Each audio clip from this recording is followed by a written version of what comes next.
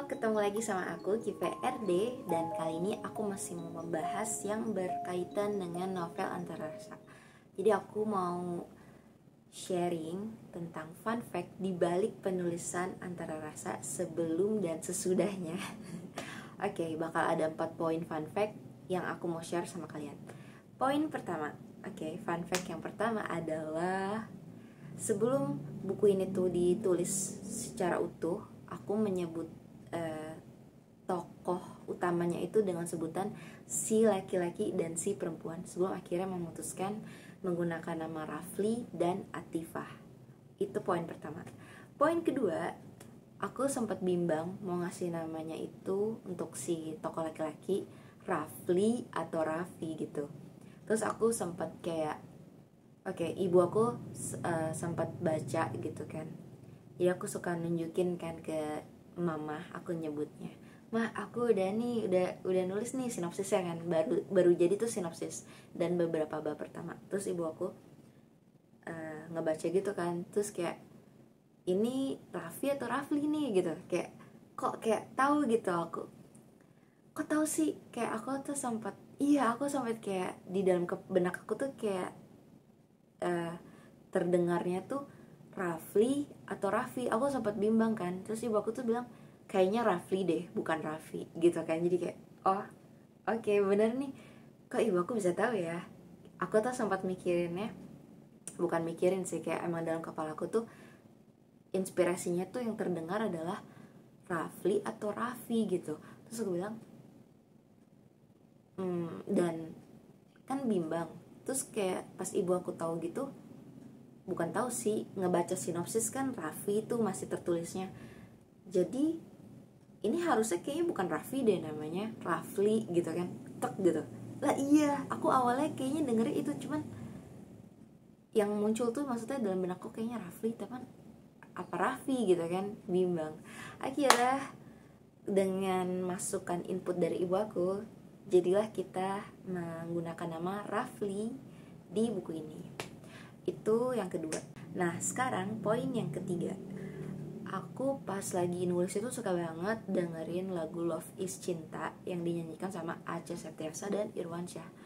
Aku ngerasa kayak gak cuma sekedar dengerin, tapi aku nonton musik videonya itu aku ngerasa kayak nuansanya itu relate banget sih sama vibe-nya cerita di Antararsa yang sedih, tragis, dan sendu itu. Poin yang keempat. Nah, kalau yang keempat ini tuh cerita sesudah penulisannya. Bukunya tuh udah jadi, udah diterbitin di Kuiku, udah ada pembaca. Nah, suatu ketika, yaitu jadi waktu itu aku lagi dalam rangka mau riset untuk nulis buku Mistis Kuncen dan Kembang Sukmo. Aku di-invite untuk masuk ke grup kerabat keraton yang ada di Jawa Tengah. Terus aku berkenalan dengan salah satunya, seseorang di situ, bapak-bapak yang udah sepuh gitu. Ketika kita udah establish pertemanan lah intinya, kayak udah nyaman gitu ngobrol-ngobrolnya. Terus kan beliau tuh banyak ngasih insight-insight tentang dunia perkeratonan kan. Bukan kebetulan saya emang aku lagi mau belajar tentang dunia kebudayaannya orang keraton tuh gimana untuk nulis Mistis Kuncen dan Kembang Sukmo.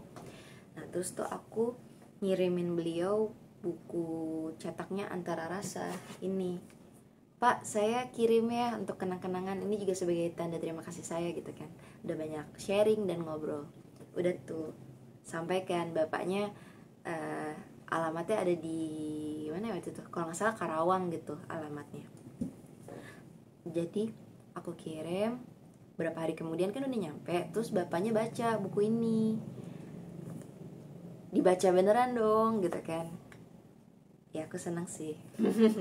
Beliau baca dan aku disclaimer dulu, bapak ini tuh orang yang punya kebatinan ya. Jadi kayak cenayang atau pokoknya orang yang bisa menerawang gitulah. Beliau baca buku itu dan katanya kaget gitu. "Loh, Mbak Kive tahu nggak? Buku ini tuh mengingatkan saya langsung dengan mendiang teman saya zaman dulu." Jadi katanya bapak itu, beliau tuh benar-benar punya teman yang cerita hidupnya itu persis plek ketiplek sosok Rafli Akarsana yang ada di buku Antara Rasa ini, guys.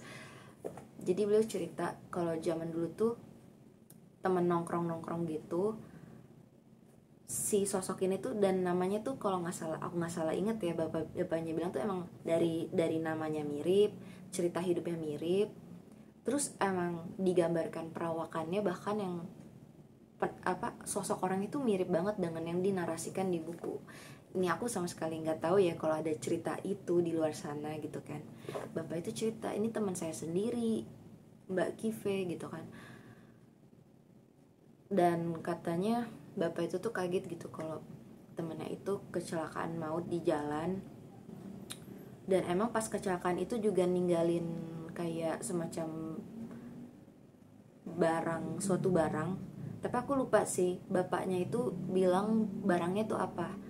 Tapi intinya sama gitu ceritanya. Karena Rafli itu kan pas meninggal itu juga ninggalin surat wasiat dan pocket watch itu kan, yang punyanya ibunya dia, yang mau dia kasih ke Atifah, si tunangannya ini. Dan kata bapaknya itu, dan juga emang si Rafli ini udah tunangan gitu loh. Dan ya udah tunangan juga, terus kayak tiba-tiba meninggalnya masih muda lagi. Dan perawakannya itu emang kayak gitu, bisa dibilang yang paling necis di antara tongkrongan, dan bisa dibilang kayak tampan, necis, gitulah pokoknya, seperti yang ada di buku ini. Dan aku kaget juga, bilang, hah beneran pak gitu, kok bisa sama persis plek gitu, apa kebetulan aja kali gitu. Ya kan kalau yang namanya di dunia perpsikikan metafisika itu ya, kita tidak mengenal yang namanya kebetulan. Jadi kalau ada suatu skenario itu pasti bukan tanpa alasan itu terjadi gitu kan. Jadi ya aku ngerasa goosebump waktu itu, ngerasa merinding pas pertama dengerin cerita dari bapaknya. Terus kan aku cerita, oke, terus yang mirip apa lagi pak? Kan itu kalau sosok Rafli itu benar-benar mirip nih sama temennya mendiang temennya bapak itu. Kalau sosok Atifah atau sosok-sosok yang lain di cerita ada yang mirip nggak? Kayaknya kalau kata bapaknya yang paling mirip kayaknya si Rafli deh.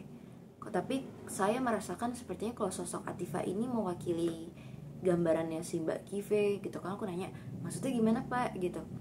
Ya kayaknya mewakili energinya si Mbak di dalam cerita gitu. Cuman aku juga kurang paham ya maksudnya beliau itu apa. Soalnya aku tuh nangkepnya tuh antara nangkep dan enggak, karena bapaknya itu cara berbicara itu puitis banget dan berfilosofi. Tapi intinya itu sih kalau kata bapaknya. Pokoknya cerita ini tuh real, ada beneran, dan bapaknya itu sebagai saksi mata di luar sana. Aku nggak tahu sih apakah kebetulan. Ya balik lagi ya, tidak ada yang kebetulan di dunia ini. Cuman ya itu menurut aku masuk dalam jajaran fun fact di balik cerita yang berkaitan dengan buku ini sih. Cuman ya udah sih, menurut aku seru aja sih ketika ada yang baca dan ngerasa relate. Apalagi beliau tuh mengatakan itu ada hubungannya sama teman sekumpulannya beliau gitu, zaman dulu, di era dulu gitu kan. Jadi ya itulah 4 fun fact yang aku bisa share. Sebenarnya ada lagi, tapi aku gak bisa sharing, dan itu yang tahu hanya aku, mendiang ibu aku, dan ada sekelompok orang di luar sana intinya, yang ceritanya itu lebih lucu lagi, tapi sayangnya tidak bisa di-share karena itu menyangkut privasi. Jadi oke, segitu aja dulu dari aku. Jangan lupa ya baca bukunya versi digitalnya di kuiku.com, dan versi cetaknya bisa langsung beli ke aku. Kalian chat aja aku langsung di DM Instagram atau kunjungi blog aku. Oke? Goodbye.